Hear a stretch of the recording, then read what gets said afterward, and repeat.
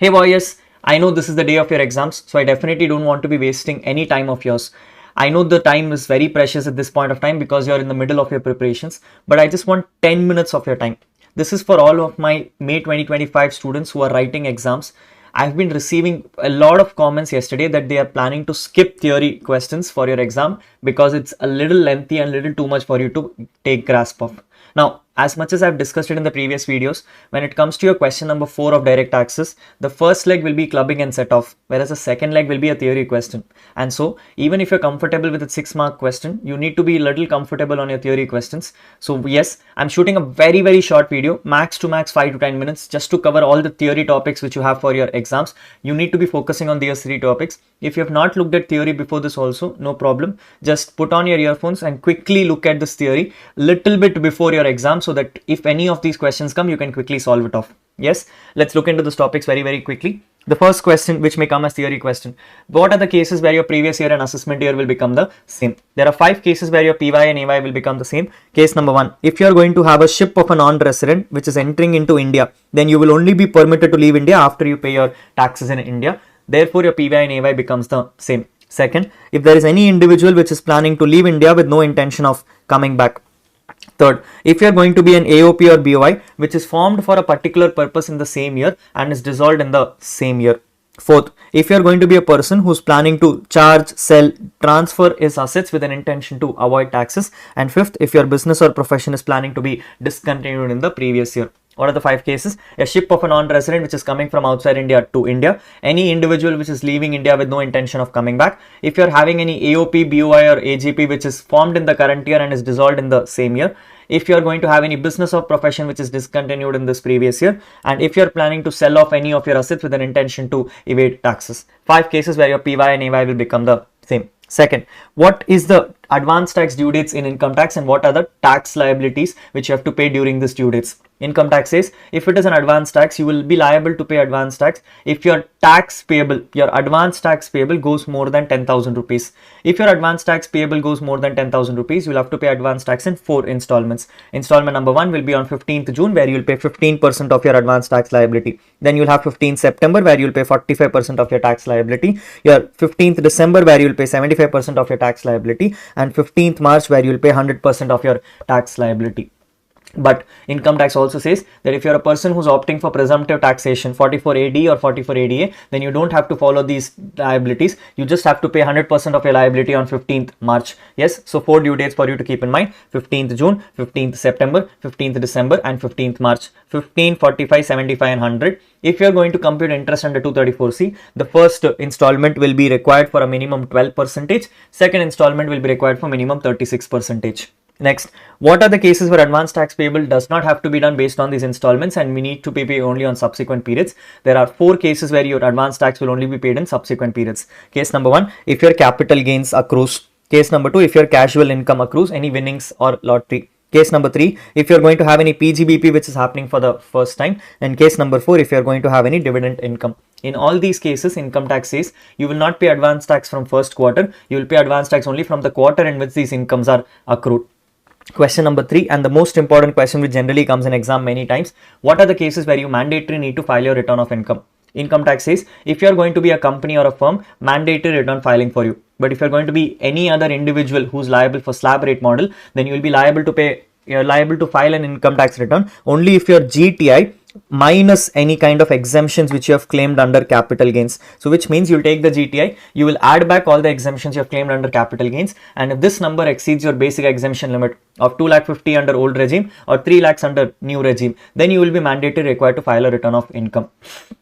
But if you get a second letter question where they've done some financial transactions, then also you'll be required to file your income tax return. What are the financial transactions? If you have deposited more than 1 crore in current account, if you have deposited more than 50 lakhs in savings account, if you have traveled for foreign more than 2 lakh rupees cost, if you have incurred expenses for electricity more than 1 lakh rupee, if your total sales is going to go more than 60 lakh rupees in case of business and in case of profession 10 lakh rupees, if you're going to have an aggregate TDS or TCS more than 50,000 rupees for senior citizens and more than 25,000 rupees for others. And finally, if you're going to be a person who's an ROR and you have any kind of foreign bank accounts or any kind of assets which is located outside India, in all these cases return filing will become mandatory. Yes, so two instances where return filing becomes mandatory. If you're going to be a company or a firm, mandatory return filing. Any other person will be mandatory required to file return if their GTI, ignoring any capital gains exemption, goes beyond basic exemption limit. In financial transactions, 1 crore for current account, 50 lakhs for savings account,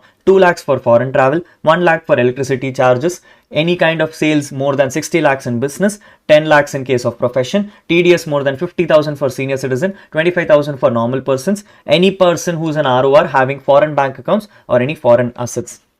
Next, income tax says, what are the cases where if you file your returns late, losses cannot be carried forward? Income tax says, if you are going to not file your returns on time, then you will lose losses pertaining to business. You lose losses pertaining to speculative. You lose losses pertaining to your specified business under 35AD. You lost business loss relating to capital loss, and you lost any kind of losses pertaining to owning and maintaining horse races. In simple words, all losses which are there will be fully lapsed unless and until it is a house property loss or unabsorbed depreciation loss. Any house property loss or unabsorbed depreciation loss is the only loss which you can carry forward even if your return is filed late. Any other cases, your return will not be permitting any carry forward of losses. But notice carefully that this is only for carry forward. Current year set off will still be permitted. You can set off losses in the current year, just that the loss cannot be carried forward. Then what are the issues or the consequences if you don't file your returns on time? Income tax says, if you don't file your return on time, the following issues will happen. First, we discussed above, you will not be permitted to carry any specified losses except for house property and for your unabsorbed depreciation. Second, you will not be permitted for any heading C of chapter 6A, which is nothing but 80 JJAA, 80 QQB and 80 RRB. Also, you will not be permitted any section 10AA deduction, your SEZ. Third, you will be liable for an interest under section 234A at the rate of 1% per month or part thereof from the next day of filing your due date, till the date on which you file your returns. Fourth, you will be liable for a late filing fee under section 234F at the price of rupees 5,000 rupees. But if your total income is below 5 lakhs, then you will charge only 1,000 rupees. And the last and the most important thing, the person cannot opt for old tax regime or alternate tax regime. He only has to go for default tax regime unless the question specifically mentions. Theory number 4. What are the cases where you can file a revised return? You can file a revised return if you have an original return. You can file a revised return if you have a revised return. You can also file a return if you have a belated return. But the one case where you cannot file a return is when you have filed an updated return. If you filed an updated return, you cannot file a revised return for it. This brings me to the updated return provisions. Updated return provisions come and say that you can file an updated return for any instance where there is a tax payable. So what are the cases where you cannot file an updated return? If the return of income has been picked up for scrutiny. If the updated return results in a decrease in income, meaning my income is going to fall, or increase in refund, I am expecting more refund from the department. Cases you cannot file updated return. Then updated return cannot be filed if the return is already filed once. You cannot file in second updated return, which means updated return cannot be revised.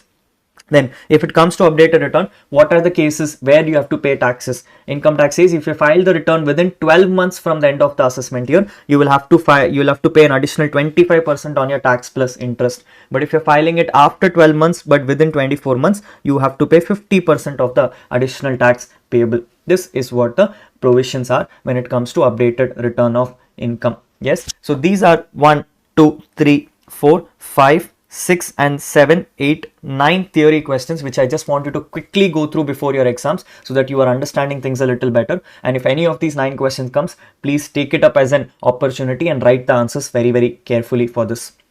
Yes, in the last 1 minute, I just want to give you some small hints and tips, people. As you're approaching your exam today, please note that this is a tax paper. If you have experienced this in the past, you will know that when it comes to paper like taxation, there is an opportunity that things may go a little out of picture. Yes, especially with a paper like IDT. In the past experience, it very clearly says that you probably may not get questions as expected. So therefore, stop worrying first of all. You do not have to worry about what happens in the paper, people. Just because you open up the question paper and the first question or the second question does not come to your liking, it does not mean that the overall paper is bad. Here is the opportunity for you to stay calm because everyone in the surrounding is already worried. If you can take a deep breath, stay calm and decide, I will not look at these questions but rather focus on the questions where I know the answers, you will start better. So my request, very simple people, as you get the question paper, first look at all those questions where you know you are confident. Start with those questions, answer those questions, build your confidence, complete the paper faster. As you build that confidence for yourself, you'll automatically get a sense of satisfaction that yes, you're doing great. Then go on to those questions where you're facing a bit of a challenge. Do not attempt to complete the question because you don't know the question to that extent. See what you can complete. Meaning, if it's a 15 mark total income question also, people, you will not be the person who will say the whole 15 marks is not possible. You will at that point of time decide which of the adjustments you are completely aware and confident. You will try to answer those adjustments in order to score that additional 1, 2, maybe 5, maybe 10 marks more. Yes, every additional mark which you score for yourself is already a gift for you, and therefore you should not let go of such opportunities. So please start this paper with a positive mindset. Open up the paper, look at all those questions which you are confident upon, take those questions, complete it off. Both in DT, both in IDT.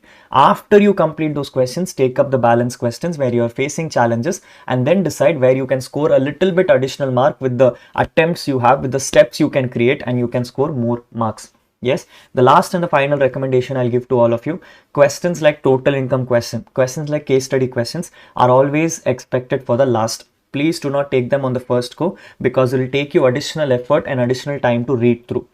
Start with the questions where the effort will be lesser but the marks are more. Start with questions like question number 4 where you have to do clubbing set of theory questions, or question number 2 where you have to do residential status and TDS. Similarly, you will have similar topics in IDT as well. Pick up those questions as well, complete those questions, and then move to these difficult questions because these will take time. The more time you spend on these questions, the lesser marks you will be able to achieve. So please focus on that questions first. That's one small request which I wanted to make from my side. Other than that, I don't have any further recommendations. All the very best to all of you. You are going to do amazingly well in today's exam. So take away all the fear that you have for the subject. This subject is going to be that one subject which is going to grant you that exemption that you need for this group. So yes, all the very best. Rock the paper and come back and let me know how it goes. Take care, everyone. Have a very, very wonderful day. See you. Bye-bye.